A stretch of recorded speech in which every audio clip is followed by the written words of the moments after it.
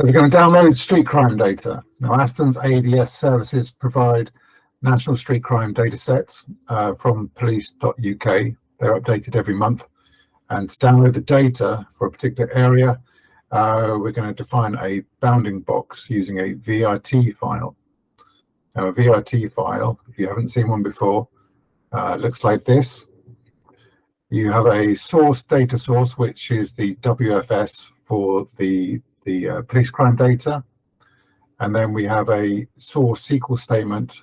And in there, we are defining what table we're going to select from. And then we've got essentially a bounding box, which you can define yourself. So you can save that as a VRT file. In Studio, you can set up a spatial data transformation task using a VRT file. And then I'm pushing that data to a table called crime.street_crimes. And I've got a couple of extra configuration parameters down here just to speed things along. That data will take about 5 to 10 minutes, depending upon the bounding box size that you set. And once that data is in the database, it will look something like this. So here's my bounding box for Surrey with a 5-kilometre buffer around it.